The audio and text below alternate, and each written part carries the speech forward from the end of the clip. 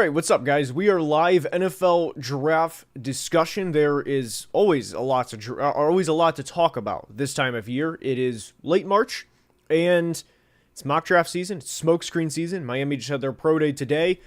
Cam Ward looked really good at Miami's pro day. Xavier Restrepo did not, as he ran a slow 40. It was clocked between 4.7 and 4.8. I saw 4.83 posted on Twitter, but we're going to talk about a lot of things in today's stream. We're going to talk about team needs. We're going to talk about realistic options for teams when they are on the clock. And I am really looking forward to talking with you guys. It's been a little bit since we've actually had, Q&A. It's been a little over a week. Obviously, with a lot of free agency, there was a lot to talk about with new players going to new teams and then trades, and the biggest one was DK going to the Steelers. But within free agency, there was Sam Darnold to the Seahawks. Cooper Kupp went to the Seahawks. The Patriots spent a lot of money. The Panthers spent a lot of money. The Vikings spent a lot of money. So we're back to actual draft discussion. So all right, what's up, bro? How we doing? Yo, Garrett, what's up? What's up, Brendan? Go Terps, indeed. Shout out Derek Queen, man. That was awesome. That was awesome. I screamed whenever he made the game winner. I fist pump. I'm not gonna lie and act like I'm watching the Terps mid-November whenever they're playing, like Mount St. Mary's, and they're playing University of Maryland Eastern Shore. But when it's tournament time, it's lock-in time. Everybody in the state, well, most people in the state are rooting for the Terps. But it is NFL draft discussion. Greetings from Germany. What's up, Marvin? That is very humbling. Let's see here. Where do you think A-Rod will go? I would be very surprised at this point if he's not a Pittsburgh Steeler, based on everything in terms of where we are with Aaron Rodgers at this point. The Giants signed Jameis Winston. I don't think he would sign with the Giants to not necessarily just go start in front of Jameis. I just think that if Aaron Rodgers wanted to go to New York, that he would have already signed with the Giants. But we know Aaron Rodgers is, let me think how to word this here. He's he's going to drag things out, and it's going to be a couple of things. It's going to be, it's just Aaron Rodgers. Just leave it at that. We'll just leave it at that. Should Seattle use their seconds to trade up? That's a good question, because Seattle has, they've picked, I want to say it's 50 and 52. Seattle right now actually has 5 top 100 picks. So Seattle's in a good position. Right now, Seattle does not have to, they don't have to trade up using their second round picks. They're in a position where if they see somebody at pick 12, pick 13 falling, hey, maybe not quite 13, but 14, we'll say, we'll give you 18 and 82 to move up a couple of spots, because obviously the further the draft goes, the less they're going to have to use those 2 seconds. But they absolutely can. And I like where Seattle is as a franchise. There's 2 ways to look at it. Do you continue to run it back with, or would you have continued to run it back with Geno and DK and everybody for the next couple of years and inevitably fall short? Or do you basically say, hey, we could have won 9 games, 10 games, maybe 11 games, and we probably weren't going to win the Super Bowl. And I'll be honest, I don't think they're going to win the Super Bowl with Sam Darnold either. But Sam Darnold at least gives them that opportunity to have a Baker Mayfield type youthful, free agent signing, where if he works out, you can have your guy for the next 4 or 5, hopefully 6 or 7 years. So I like what the Seahawks are doing in the sense of how they are going about the retool, if you will. All right, now let's take a look here. And Darnold's contract, just for reference, they can get out after next year, so they're not going to be crippled by that. All right.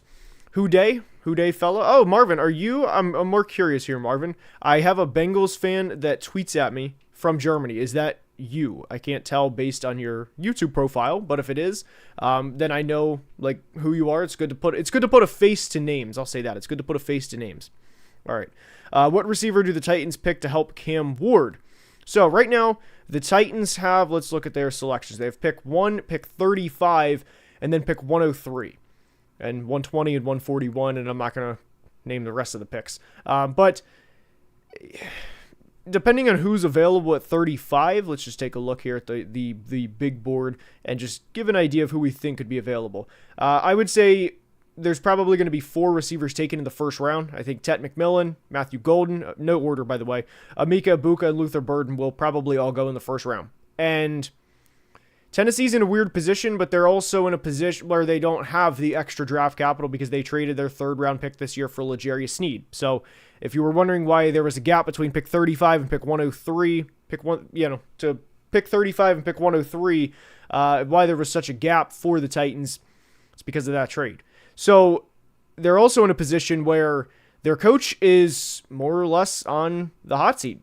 I mean, he's it's not scorching hot, but it's definitely not cold with Brian Callahan. And the reason I say that is if they have another bad year, would they let him run it back for a third bad year? I personally don't think so, especially with the uncertainty surrounding that franchise and everything that's transpired over the past couple of years. So the Titans may trade up despite not having the draft capital. They may have to trade a future selection to be able to do that. So the Titans are in a they're in a less than ideal situation, I would say. I mean, at least I think they are going to get their franchise quarterback, which is obviously big. I mean, that's an ideal situation to be in, to have your future franchise quarterback.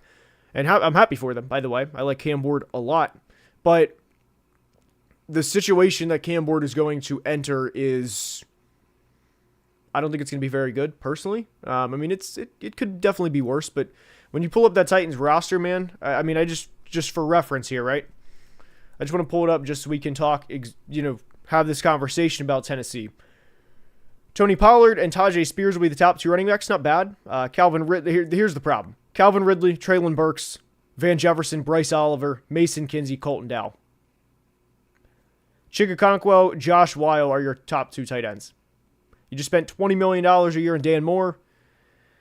Yeah, I'll just leave it at that. I did like the Kevin Zeitler signing quite a bit, though, so I'll leave it at that. What's up, AK? What's up? How have we been? Could Nick Emanwari go top 10? I don't want to say any player definitively cannot go top 10. I would say the likelihood Emanwari goes top 10 is probably, I'd say, less than 3%. I like Emanwari a lot, but when you look at the teams selecting in the top 10, the Titans obviously are not. The Browns obviously, I mean, they're not. I mean, the Browns are not the best franchise, obviously, but they're not going to take a safety number 2 overall. So I am confident saying that. The Giants are not going to take him. I don't know who would take him in the top 10, unless you're banking on the Bears with an aging Byard. Maybe. I don't think they would personally. So I'm going to say no to that. Tristan, what's up, man? How have you been? Vikings will get a appreciate the super chat, by the way. Vikings will get a corner or trade down, in my opinion. I'm going to do you one better, Tristan. I think it's going to be both. I think there's a chance that they look at a team. I think the Chiefs make a lot of sense to go up and get a tackle. I know they signed, who was it? It was the guy that came over from the 49ers. I'm blanking on a name right now. It is Jalen Moore from the 49ers, 2-year, $30 million deal. I know they signed him. I don't think they are going to enter the 2025 season with Veach and Andy Reid saying, you know what, that's a box checked off. We are 100% good. Jalen Moore is going to be our franchise left tackle. So I think there's a chance they trade up. There's also a chance the Texans trade up, even though the Texans are only one pick behind the Vikings. It would just be more so to ensure, just to ensure that they get their guy. But there's other teams that could trade up for a tackle. You never know. Somebody could fall. You never know. So I do think the Vikings are going to trade back. Let's see here. Hurst to be an Eagles fan. Absolutely love Ojulari to the Birds. Very excited about him. I am as well. I thought that was a great signing by Howie Roseman. I know the Birds obviously lost a lot, but I'll be honest, guys. I have never seen my team play in the Super Bowl. If you would tell me right now that, hey, your team wins the Super Bowl next year, you lose however many players, sign me up. Flags fly forever, sign me up. So I knew they were going to lose a lot of players in free agency, but I mean, they still have a really, really good roster. I mean, they're still going to go to the playoffs next year, barring, just countless injury after countless injury. They're going to go to the playoffs next year. So the Eagles are still in a fine situation. So yeah, they're going to be good. And I also really liked the Azeez Ojulari signing as well. I thought that was a tremendous value. Somebody asked earlier about what was one of the best value signings. I would say the Azeez Ojulari signing is one of the best value signings of the entire class. All right, what's up, Wampa the Hut? Nice username, by the way. Hey, bro, big fan of the channel and the Bucs writer for a UK-based NFL website called Huddle UK. I'm writing my article for the Bucs pick. Who are we thinking? So, Wampa, I'm going to say DM me on Twitter, by the way. Just make an account, DM me on Twitter, Football Analysis. It's my mug, if you will. That's the profile picture. I'm wearing the blue polo, but DM me on Twitter. And I would say, regarding the Bucs, I'm going to give a chalk answer, and then I'll give an actual answer. But it's obviously going to depend on who's available, because right now I love the idea of the Bucs taking Jahad Campbell and basically having him be the Levante David replacement. That's an idea that I can just if I could write that in ink right now, Jason Light, make it happen, I would love that. But there's edge is also in need. Mike Green would be good for them. You could also look at somebody like James Pierce Jr., Donovan Ezaraku. I think the Bucs are in a pretty good situation where they don't necessarily have to have a guy win by a certain way, whether it's power, whether it's speed. And I bring this up because Ezaraku is not a power guy. He wins more through cross chops and rips and the finesse moves, if you will. And Donovan Ezaraku did not win with power like somebody like Micah Williams did, or Braden Swinson from LSU, for example. And the reason I bring that up is because the Bucs have other players that can get after the quarterback, like Kalijah Cansey, like Vita Vea. So as whichever best edge rusher is available is a player the Bucs could absolutely take. And I'll be honest, by the way, I think the Bucs are one of the more underrated franchises right now in all of football. I'm just going to be honest here. All right, we need the money for Jalen Carter. What's up, War Penguin? How are we doing?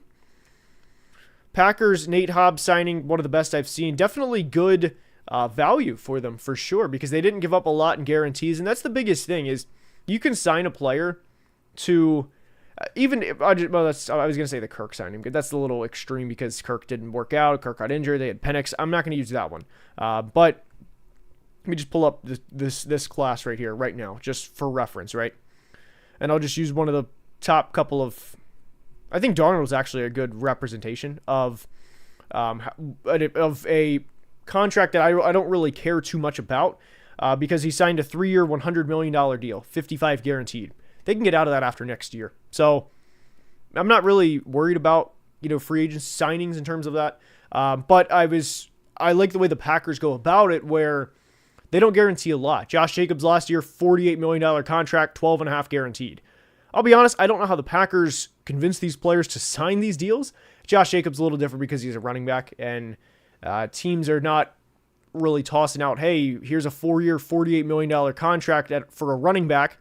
Here's 36 guaranteed, so that's a little different. But Nate Hobbs, I want to say only 16 of the 48 was guaranteed, and Xavier McKinney last year signed a $67 million contract. I want to say 23 or 24 was guaranteed. So tremendous job by Goot in terms of how he's going about the free agent contracts. Aaron Banks, a little bit of an exception. I will push back on that one. But even 27 of the 77 they gave Aaron Banks is guaranteed, so they can get out of that fairly quickly. And again, I know Packers fans don't like that signing, and I understand it. But in terms of how he is doing the money, I like what Goot's doing in terms of how he's doing the money. The Aaron Banks signing is not what I would have signed, but when you look at the Nate Hobbs, Josh Jacobs, Xavier McKinney, those were all good signings. All right, let's see here. All right, Tristan, what's up? Doing well. I personally hope JJ McCarthy heard all this Rodgers disrespect talk and comes into the season mad and starts bawling. Me too. Now, Vikings fan, I'll answer this both ways. Vikings fan, look, great situation, great head coach, great running backs great running back duo, because I don't think Aaron Jones is like top 2 or 3 in the league, or to be called elite. Same thing applies to Jordan Mason, but a great running back duo. Great receiving duo. I would say probably the second or third best in the league behind Jamar and T. And then AJ and Smitty is arguable. If you want to take AJ and Smitty, I wouldn't necessarily push back. But good tight end, TJ Hawkinson. I'm fully convinced that Hawkinson he wasn't himself in 2024 compared to the player he was in 2023 pre-ACL tear. So I'm willing to write off 2024 from Hawkinson. Offensive line, phenomenal offensive line now because of Ryan Kelly and Will Fry. Just got to stay healthy. Kevin O'Connell speaks for itself. He's one of the best head coaches in the NFL. So from the Vikings fan, I mean, look, JJ McCarthy is walking into a near perfect situation. I think this is one of, if not the best supporting cast of all time that a quarterback has had. Supporting cast, by the way. I'm not talking about JJ himself there. But when you look at that, it's phenomenal. Now, as an analyst, there's, not the Viking. Let's take the Viking bias out of it. There's things to be wary of course. I mean, JJ has not played an NFL snap yet. He still has to, prove that he can play at the NFL level. And how is he going to recover coming off the knee? He had the swelling. He had this full setback, if you will. I mean, he's going to be fine by the time preseason rolls around, but it's a lot to be weary of. I'll say that. All right. And if you guys are enjoying, by the way, please drop a like. Helps the stream tremendously. Let's get it up to 50. Let's get it up to 50. And let's keep it going here. Any draft questions? Let's fire them in, because guys, I will be honest with you. I have a guest coming onto the channel later this week, confirmed, and we will be ranking the 2025 quarterback. So the quarterback ranking video will be out later this week.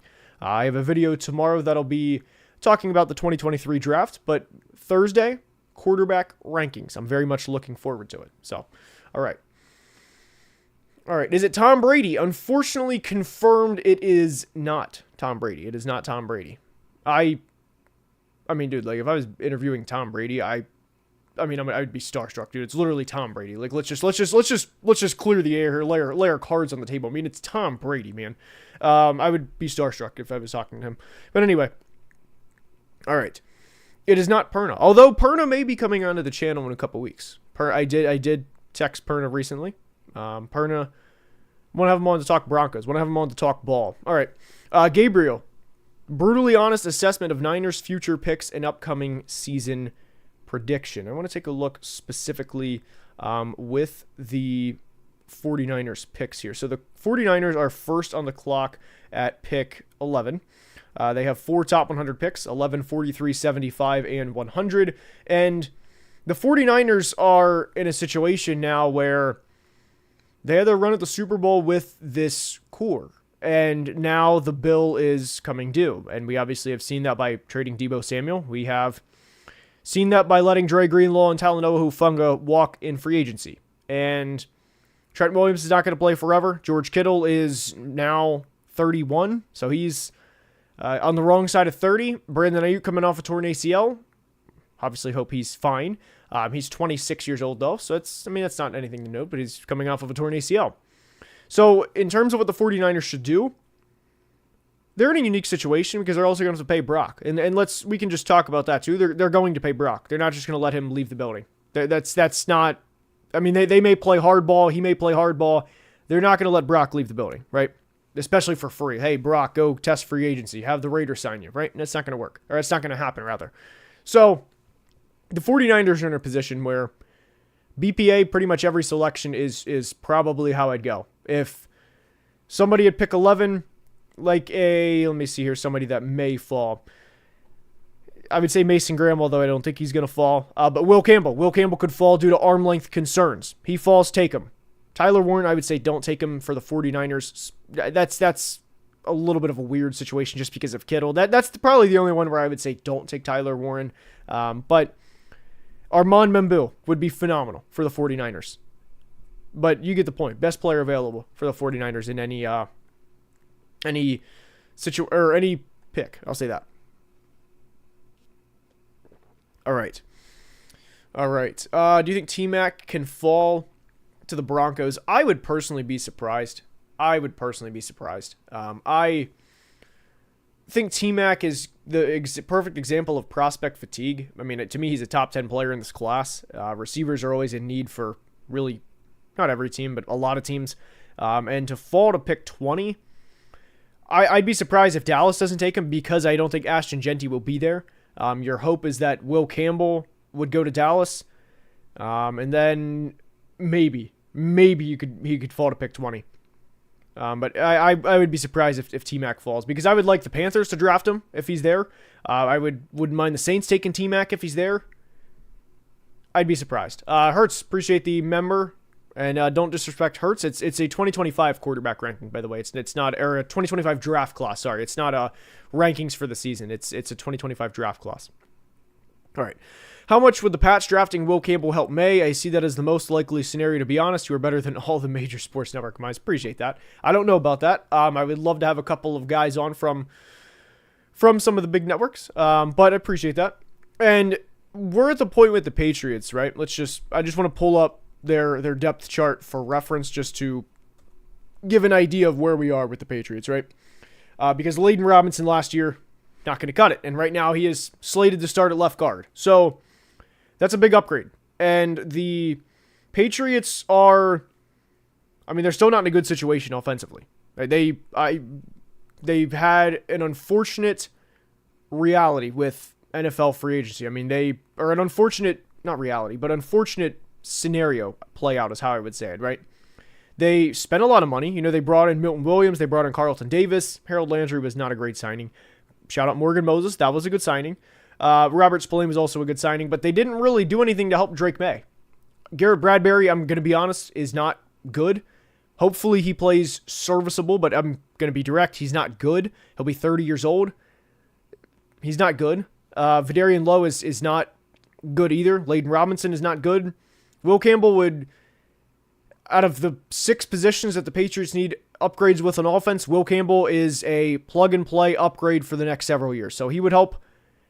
He would help. Now, if you want a specific impact, he's going to do this, he's going to do that. I can't give you that, but he would help the situation more than where they currently are, which is really the best that the Patriots could hope for at this point. So, all right.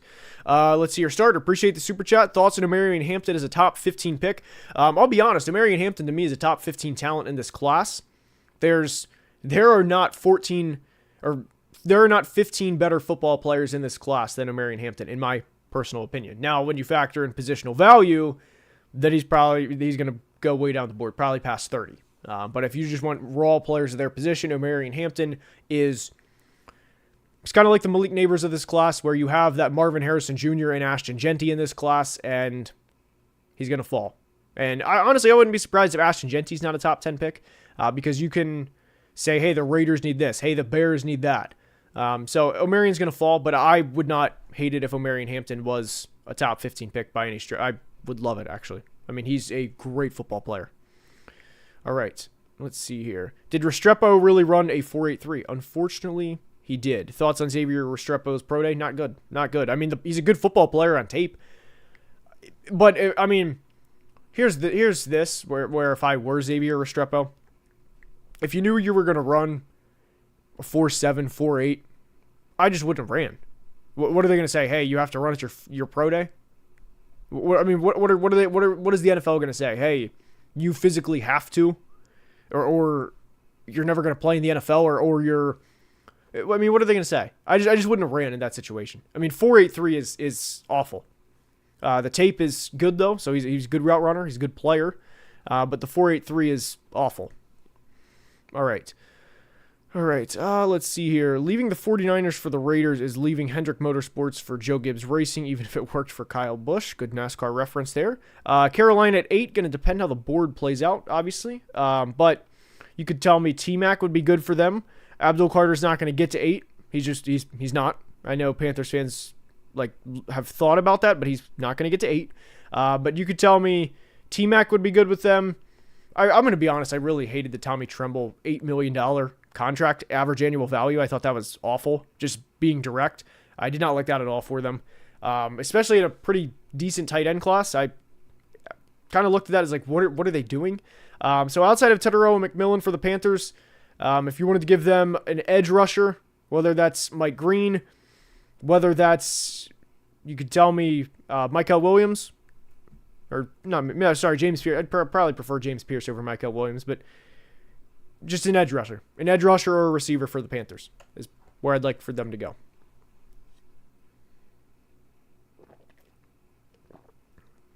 All right. Thoughts on Torrey Horton? I think he's a pretty solid, I'll say underrated player in this class. Now, I will be honest, this receiving class is not bad. A lot of people want to say that, hey, this is not a good class. It is not going to be last year, but we're also at a point with how receivers have been developed from the high school level through the collegiate level to the point where they're turning to be professional players, where the bad receiving classes are over. I mean, if you want to say this class is not where it was last year, then you would be correct. I mean, that's like saying, hey, Josh Allen is a better quarterback than I was going to say, he's better than Kyler Murray, right? Or Derek Carr. You would be correct, obviously, right?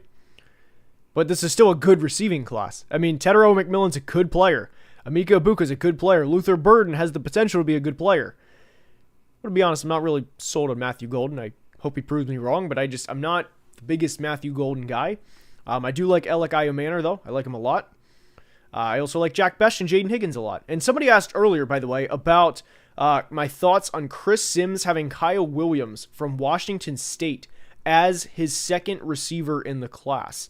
Now, Kyle Williams is a good football player. I like Kyle Williams. I didn't think he was the second best player, or second best receiver, rather, in the 2025 receiving class. For reference, he's 6 foot, 185 pounds.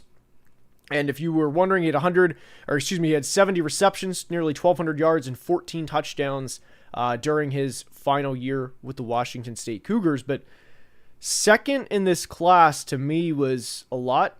But I think he's a solid player. Somebody did ask about this earlier, and I'm giving my thoughts now. I'd probably have him in the wide receiver, probably 11 to 12 range. I'd definitely have him behind T-Mac, Burden, Ibuka, Golden, Besh, Higgins, Iomanor. There's a couple more that I didn't name. Savion Williams, I think, is becoming a little bit underrated. I'd have him below all of those guys. So it was, yeah, it's a bold take, but I respect Chris Sims anytime. I mean, Chris Sims, let me think how to word this here. I know what I want to say. It's not like correct how to say it though professionally. He lays it all out. He goes all out with the opinions. He doesn't go all out, rather. He just, whatever he thinks is whatever he thinks. I mean, last year he had both LSU receivers 1-2. Marvin Harrison Jr. was not in the same tier as Brian Thomas Jr., Malik Neighbors, and he looks pretty good a year later. It's also worth noting, not just for Chris Sims, but everybody, myself included, big time. I was wrong. I've been wrong several times before. I'll continue to be wrong. But Chris Sims also had Kellen Mond as the second best quarterback in the 2021 draft, and he threw like 3 career NFL passes. So, I mean, everybody's going to have their right takes and their wrong takes, but I did not think that Kyle Williams was the second best receiver in this class, personally. Nick Nash. Shout out Nick Nash. Good call, Grayson, from San Jose State. He was a baller this past year. Good call, Nick Nash. All right. Let's see here. All right, let's keep it going here. Oh, sorry, Tristan. Sorry, I missed this. What are the Texans doing to trying to kill Stroud with Ed Ingram? Ed Ingram, again, not a good player. I wish Ed Ingram the best in Houston, but he's not a good player. For the Vikings to move on from Garrett Bradbury and Ed Ingram to replace them with Will Fries and Ryan Kelly, phenomenal roster control there, roster general managing, if you will, by Kwesi. But Ed Ingram is not a good player, so I wish him the best. I hope he does not get CJ Stroud hit more than he needs to. I have a lot of questions right now along the Texans offensive line. All right. The brother is thirsty. You gotta hydrate. And if you guys have not seen this on Twitter, you should probably. I wish I had like a ice bucket right here, and then I could rub my face with a banana peel. If you guys know the reference, you do. If you don't, then what I just said makes absolutely zero sense. But the morning routine is key. All right. Roberto, appreciate the super chat. Thoughts on number 13 for the Dolphins? I think they'll go defensive tackle, although they could go corner to fill the void left by Kendall Fuller. So the Dolphins are in a unique situation there, Roberto. They can go defensive tackle, like you said. They can go corner. They can also go one spot that I would love for them to go, because the Dolphins frustrate me, not just for me, but for Dolphins fans too, because there is, to me, just nothing more frustrating than watching your team. I speak from a Vikings fan perspective here, but this also directly applies to the Dolphins. You watch a team play, you know, the opponent knows, everybody in the stands knows, they're soft up front. And when you're soft up front and you commit fully to the speed, the way the Dolphins did, you're going to have, you may have, the splash plays where, like they had 700 yards against the Broncos. Granted, that was in 2023 rather than 2024, but over the course of a season, it's not going to work. It's not going to work consistently, and we saw that. They average over a yard less per carry as a team from 23 to 24. So you mentioned defensive tackle. You also mentioned corner, Roberto. I'd prefer offensive line. but I would be fine with any of those. But I would prefer offensive line to give this team some beef that they desperately need. I mean, they look wherever they're shipping in the ground beef to South Florida, to the Miami area, to wherever it is, Miami Gardens, wherever, Doral, any of those Fort Lauderdale, Pompano, Boynton, any of those, just make sure the Dolphins do not miss a shipment for ground beef. They need as much as possible. They need to really beef up the trenches. Shout out to anybody in South Florida watching, if I named any of those places, so that you may live in. Anyway, Cooper, first super on a live stream. Appreciate it. Hopefully you're enjoying. Thoughts on the Jets? Think we're in a good spot. I want Membu at 7, Mason Taylor at 42, and hope we get Drew Aller next year. So, let's break all this down. Membu at 7, would love it. Armand Membu, to me, elite football player. I remember first hearing about Armand Membu, probably November area, and I don't watch for draft prospect. Like, I'm not watching a college football game specifically thinking, man, that right tackle, he just looks awesome. His anchor looks good. He mirrors the defensive lineman really well. I'm watching from a fan's perspective most of the time, right? That's in October area. Now you flip on the all 22 in January, things differentiate. And even starting in December, you're looking at the class. Okay. Aside from the top guys you already know, let's really break this down. And there was a point where Armand Membu was like he was a third round pick. I turned on the tape and I just kind of watched him for probably 15, 20 pass blocking snaps, watched him in the run game. And I just said, what am I missing? Why is he so low? And I thought he was a first round pick. I actually have a tweet from the night that I started watching his tape. And Armand Membu to me he's probably going to end up as a top 5 player in this class on my big board when it's all said and done. I will release the big board probably a day or two before the draft, maybe even the day of the draft. But to answer your question, Armand Membu at 7 would be awesome. To really complete the Jets offensive line would be great. Would be great work by Darren Muji. And he's entering a situation that is obviously not great at the quarterback position, and they signed Justin Fields. But you have Olu Fashanu, then John Simpson, Joe Tippmann, Elijah Vera Tucker, and Armand Membu would complete the offensive line. So I love that. Mason Taylor at 42. I'll be honest, I think that's a little rich for Mason Taylor. I'm not that high on Mason Taylor. I'll be direct. But the Jets definitely need tight end help. I definitely prefer Gunnar Helm, but I am not like middle of the second round high on Gunnar Helm or Mason Taylor for that matter. Now, I probably am a little lower on Mason Taylor. I think he's around early 3 area. But I would also prefer Elijah Arroyo over Mason Taylor. So I have Mason right now at around tight end 5. But I like the plan. And then Drew Aller next year, he definitely needs a year of seasoning at Penn State. So I mean, there's times where Aller looks like a legit player, and then there's times where he just looks like he has his head in the sand, or he's seeing ghosts, as Sam Darnold once famously said. So there's obviously pros and cons with that. We'll just leave it at that. But maybe that year gives him a year to work the kinks out, if you will, to work the kinks in the armor, if you will. All right, Garf, appreciate it. Let's see here. What do you make of the recent string of mocks where Travis Hunter falls to the Jags at 5? I think given his positional value and the fact the Patriots decided not to sign offensive line makes it possible. Anybody that's sitting here, right, that says right now, March 24th, with confidence, hey, there's no way the Patriots pass on Travis Hunter. Guys, there's a way. There's 100% a way the Patriots pass on Travis Hunter. I will, and I'll just read this here. I want to, I cannot hammer this home enough with the Patriots. And this is why the Patriots can very easily pass on Travis Hunter. Let's just read it left to right. Vidarian Lowe, Layden Robinson, Garrett Bradbury, Mike Nwenu, good. Morgan Moses, good. That left side of the line is asking to get Drake May killed. Vidarian Lowe is a former 6th round pick. Guess what? He plays like it. He's not a starting caliber offensive lineman. Layden Robinson, I mean, I hope he improves this year, but he was not good. Garrett Bradbury's a 6-year veteran. He is not good. I'll just say this. The Vikings, who did not have a good offensive line last year, let him go. They released him for a reason. You don't just let a 6-year veteran, former first-round pick go if they're not good. Now, again, I hope all these guys perform well and play well, I really do. I hope they take a step up. I hope they all have career years. I hope I'm proven wrong. But the Patriots passing on Travis Hunter is very possible. I don't care how good he is. It's very possible. I'm just saying that.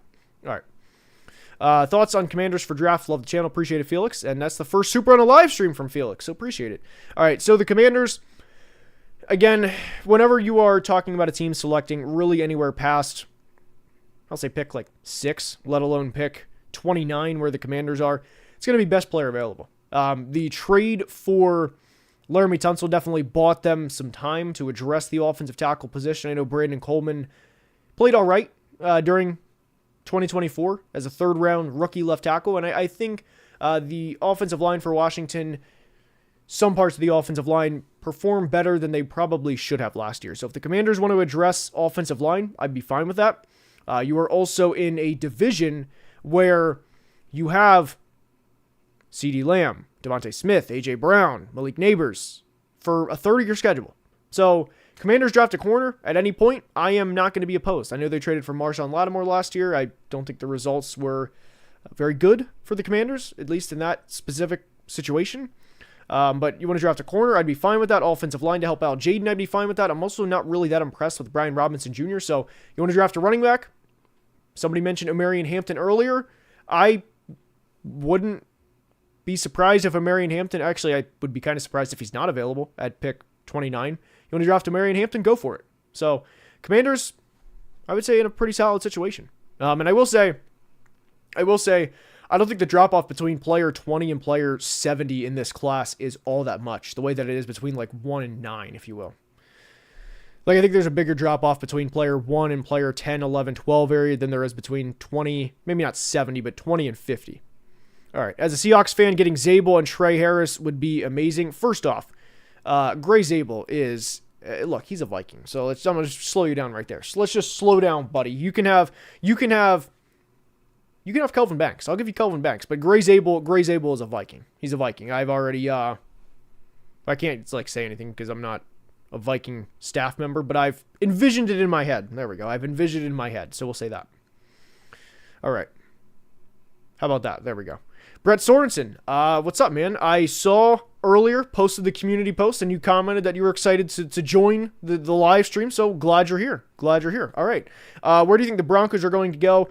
Kind of like we just had a discussion with the Commanders. It depends. BPA. Like I said, you get past pick 6, it's going to be BPA for any team. But with the Broncos specifically, running back makes a tremendous amount of sense. Omarion Hampton makes a lot of sense. And I know we just said that with Washington. But Emeka Egbuka makes a lot of sense. Denver's in a situation where they just brought in Evan Ingram, but if Colston Loveland's there to have your tight end of the future as well, I mean, Colston Loveland's a really, really good pass catcher. I'm not going to talk about the run blocking. I'm not going to talk about any other assignments tight ends have. Specifically as a pass catcher, Colston Loveland's really good. So, would make a lot of sense for the Broncos to go, whether it's Hampton, whether it's Egbuka, Loveland. I know they just signed Evan Ingram, but the Broncos would surprise me at this point if they don't go offense, considering they brought in, Dre Greenlaw and Talanoa Hufanga in free agency. Unless a premier defensive player falls that nobody sees coming, I'd be pretty surprised if it's not an offensive player for Denver. All right, here. What direction do you think the Eagles go in this year's draft? I think they would take BPA, but what are your thoughts? They'll definitely go BPA. I mean, Howie's, like I said, there will probably be a consensus top 10 player that falls to pick 32. Howie takes them after round 1. How did Malachi Starks, a Georgia Bulldog, fall to pick 32 that everybody knows Howie loves Georgia players? He traded Chauncey Gardner-Johnson for Kenyon Green. How did Malachi Starks fall? Guess what? Howie scooped him up. It'll be just something like that. It just, the Eagles, Howie's fine. All right. Campbell over Hunter, sorry, but I just lost a little respect. Bad take. I mean, I get where you're coming from, but again, I'll go back to it. Vidarian Lowe, Layden Robinson, Garrett Bradbury. Look, I understand what you're saying. But I mean, if you want to say DeMario Douglas, Keyshawn Boutte, Kendrick Bourne, Mac Hollins, I get it. Jalen Polk, disappointing rookie season. I mean, I don't want to get Drake May killed. And somebody did also point out that and not that anyway, somebody also said that Morgan Moses is 34 years old. So what is that, a 2-year max? Hopefully. It's probably a 1 year, but hopefully a 2-year deal. Anyway. All right. Hunter is phenomenal. I mean, this is not an anti-Travis Hunter. It's not an anti-Travis Hunter. It's an anti-Patriots offensive line. Travis Hunter is a very simple prospect. I mean, it's you just watch him and, okay, yeah, he's an elite talent. It's literally that. It's not a hard pick to make. It's not a hard player to evaluate, is what I'm saying. It's just, again, go to the ESPN depth chart and just look at that offensive line. It's not good. All right. That's the thing there. Again, it's not anti-Travis Hunter. Draft is in 1 month from today. Good call. All right. Let's see here. There are more starting quality wide receivers in the later rounds than there are offensive linemen. Yes, I mean, I agree. What round does Restrepo go after running a 4.83? I would definitely say day 3, probably round 5 or 6, probably. I mean, that's like, the thing is there's a threshold. So you want to see guys run well. You want to see guys run well, right? But there's a threshold. You know, like if I'm having an offensive lineman do the bench press, if he does 26 reps, if he does 36 reps, or even, you know, he goes like 39 or 40, I'm not going to see him do 27 reps and then see the next guy do 41 and just say, you know what, man, this guy did 41 reps. Let me think of somebody here. Tate Ratledge, in a prospect from Georgia.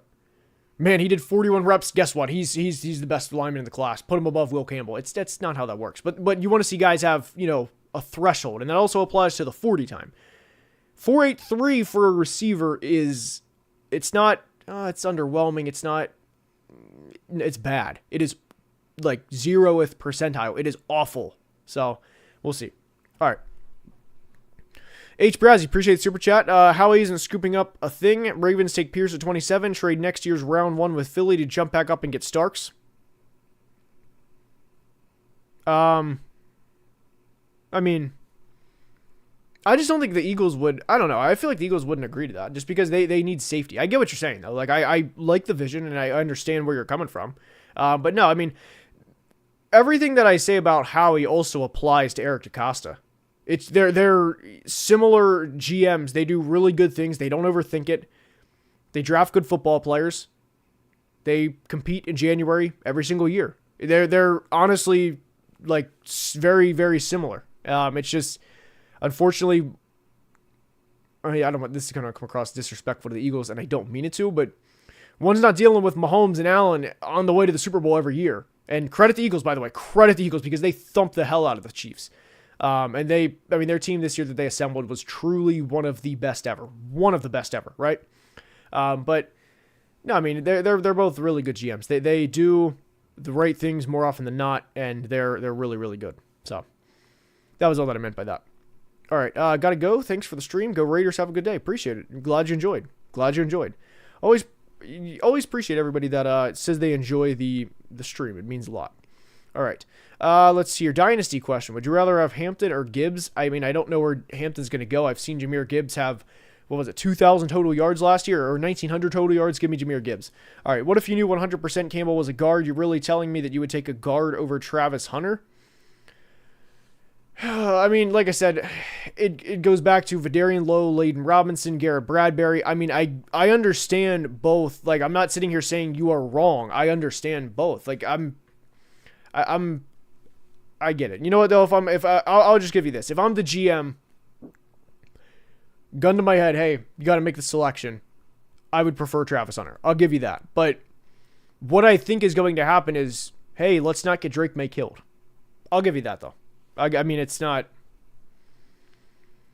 Also, I don't think Travis Hunter is the best player in the draft. I'm more of an Abdul Carter guy, but I think Travis Hunter is the second best player in the draft. But no, I mean, it's not an anti-Travis Hunter thing. It's never been an anti-Travis Hunter thing. It's an anti-current Patriots offensive line thing.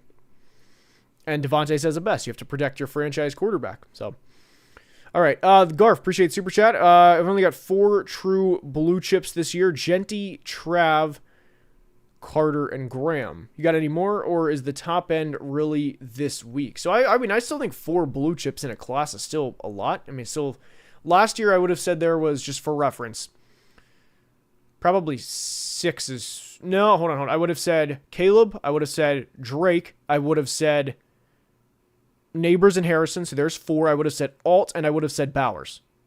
So 2 receivers, 2 quarterbacks, a tight end, and an offensive tackle. I would have said 6 last year. So, I mean, I guess if you want to say, well, 50% more is that much more, but 2024's class was phenomenal. I would say the blue chips this year are Genty. I would say there's 3. I would say Abdul Carter, Travis Hunter, and Ashton Genty. All right. I was a little lower on Jaden. Personally. But like I said, you want a prospect I missed on?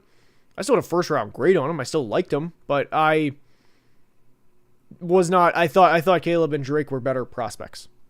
All right. H. Brazzy, appreciate it. True, they also have vastly different value propositions. For specific, Howie spams the trenches. EDC is a true BPA and emphasizes safety and linebacker more than any other GM. Appreciate the super chat. I just look at Eric DeCosta. 2022 is just peak Eric DeCosta. Kyle Hamilton, Tyler Linderbaum, trade Marquise Brown, fleece the Cardinals in the process, and walk out and both players are studs. 3 years later. I mean, who would have thought, hey, let's just take two of the most 5 talented players in this class. Let's just take them and reap the rewards. So, I'm a big Eric DeCosta and a big Howie guy. All right. Teams under most pressure to succeed in the draft. Appreciate it, Felix. And undoubtedly, the Giants. I mean, just look at teams that are on the hot seat. There's your answer. The Giants are up there. I would say the Patriots right now, just because of, hey, if we don't build this around Drake May, the rookie contract's going to be going pretty quick. Drake May's a really good player. We have to give him an actual chance to succeed and not have that porous offensive line and not good receiving core. So I would say the Patriots. I would say 49ers are probably an underrated one just because they're going to turn over the roster a lot over the next couple of years, so they have to replenish. Let's see here. Titans, of course, although that's a given because of the number 1 pick and Cam Ward and everything. The Browns, of course, with their situation. Hopefully that answered your question. I think that's... I mean, and you could say the Colts as well, with Ballard and Shane Steichen on the hot seat. So, all right. Cowboys as well. I mean, do the Cowboys, though? Like, I think everybody right now feels the same way about the Cowboys. They're, when healthy, good team, not great team. I don't think the Cowboys are going to take the next step as long as Jerry's there. That's just me, though. But we'll see. What do you think about Jalen Noel? Because he's fast and just a very talented player. Yeah, so Jalen Noel, good football player. I am not the highest on Jalen Noel. I mean, it doesn't mean I dislike him. But I'm just not the highest on Jalen Noel. I don't dislike him, but he, for me, is, I would say, like a really light version of Debo, just in terms, because he's a powerful player, right? But I don't think he is as dynamic as Debo was a couple of years ago. I mean, if he was, he would be selected a lot higher. He'd be projected a lot higher. But I'm not the biggest Jalen Noel guy. Again, don't dislike him, but there's gonna be a lot more Jalen Noel guys as draft analysts than myself. I'll say that. But all right. 2022 draft saved us. Appreciate it, Brezzy. Kyle, Tyler, and Travis are cornerstone players. Hopefully retire in purple. Should have gone Pickens over Ojabo. I'm not going to lie. I was a big David Ojabo guy in the draft because I liked Ojabo a lot coming out of Michigan. I thought he was a really good player. I thought a team was going to take him in the first round just so they could get that 5th-year option because he had that injury concern. Or not injury concern, rather. He had a major injury before the draft. But I thought that was even good value for the Ravens. Hey, let's just take him in the 2nd round, take a good player, let him redshirt a year, and see where we are a couple of years from now. But, all right. Who would I bet the Raiders draft? I would say Ashton Genty right now if I had to. All right, Garf, appreciate it. If Ward and Shador go 1 and 2, do you think the Giants take Carter or Travis Hunter? That's a really good question. I'm not going to say quarterback, by the way. I don't think Jackson Dart would go 3. I saw somebody reply to that.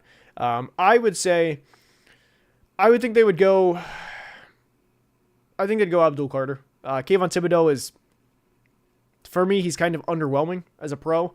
But if you can have Abdul Carter, Brian Burns, Dexter Lawrence, if you want to say Travis Hunter, though, to fill out the secondary, I know they just brought in Javon Holland. I know they just brought in, who was the, Paulson Adebo was the corner. That'd be a better secondary, but I think Abdul Carter is who they would go with, personally. But I don't think Shedeur is going to, but that's just me. All right.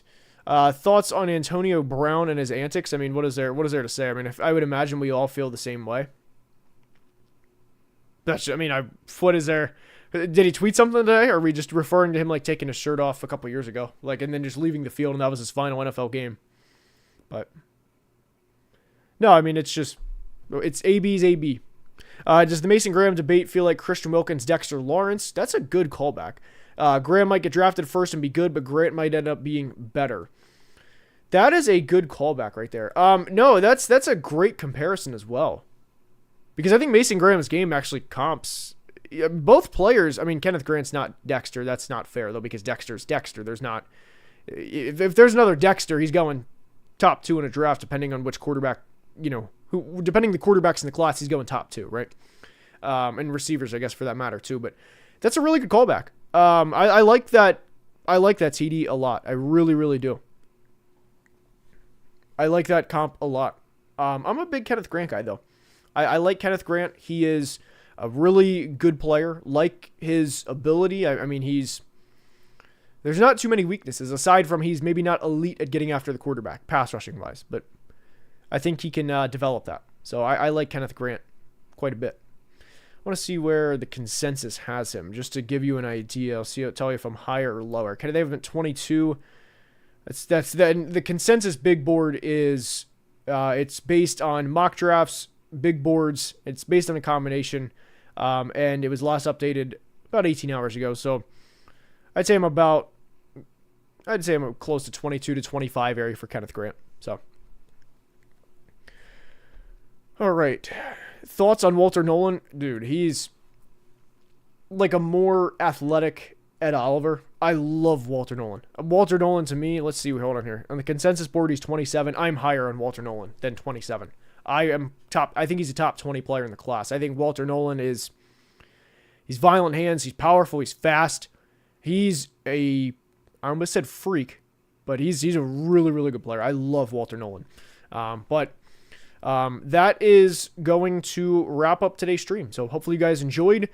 Members, there will be a exclusive member video coming out soon, and can't wait to share. It's good video. I look forward to sharing with you guys, and that will wrap up the stream. So hopefully you guys enjoyed, and there will be a video tomorrow. I'll actually address this real quick here. H. Brazzy, appreciate the super chat. But like I said, there will be members exclusive video coming out. There will be at least one during April as well. So if you are a member of the channel, you'll see it. Appreciate everybody that is a member of the channel. Appreciate everybody watching. Personally, think AB Twitter antics are hilarious. The Caitlin Clark, I know what you're referring to. That was ridiculous. I'll just leave it at that. And again, I would imagine most of us feel that way.